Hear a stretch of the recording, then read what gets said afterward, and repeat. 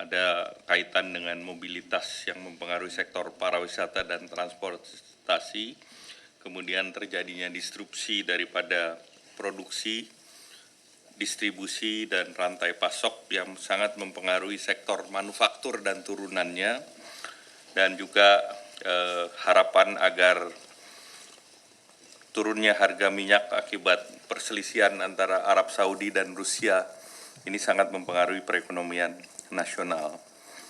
Agar sektor real tetap bergerak dan menjaga daya beli masyarakat, maka pemerintah mengeluarkan stimulus kedua. Nanti secara teknis Ibu Menteri Keuangan akan menjelaskan, yaitu beberapa hal yang terkait dengan fiskal. Yang pertama adalah relaksasi pajak penghasilan PPh pasal 21 yang ditanggung pemerintah dan diberikan untuk periode 6 bulan. Yang kedua adalah relaksasi pajak penghasilan PPh pasal 22 import atau PPh pasal 22 import yang ini berlaku untuk 19 sektor di sektor pengolahan dan juga kemudahan impor tujuan ekspor ataupun KIT. Dan ini nanti teknisnya Ibu Menteri Keuangan akan menyampaikan. Yang ketiga, relaksasi pajak penghasilan untuk korporasi atau pasal 25 PPh, di mana dari iuran bulanan yang biasa dibayarkan, pemerintah memberikan potongan sebesar 30%.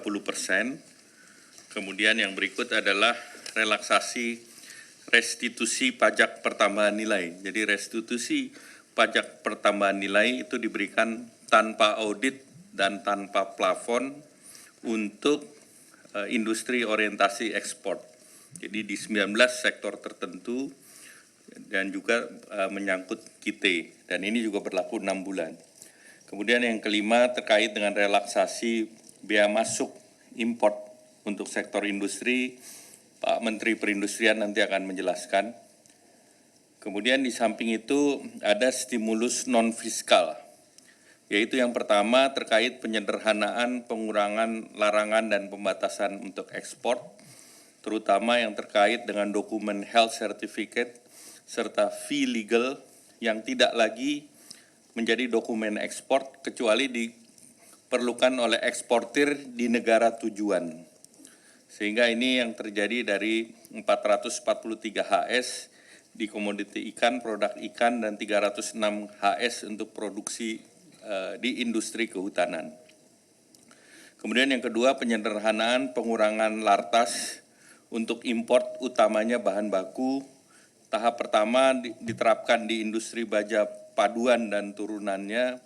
Berikutnya di pangan strategis seperti bahan baku industri untuk garam, gula, tepung sebagai bahan baku industri manufaktur.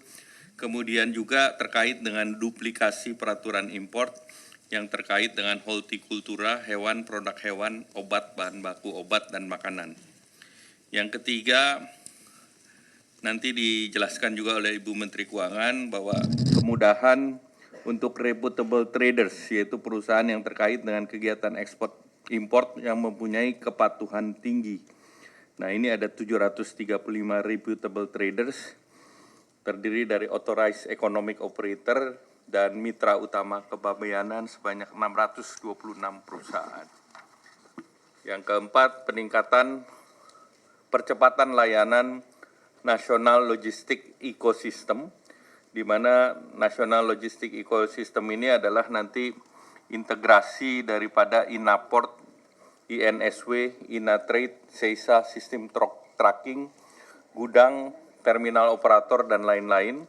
Dan ini rencananya akan diselesaikan dalam 3 bulan ke depan, sehingga importir maupun eksportir itu tidak perlu memberikan input bolak-balik.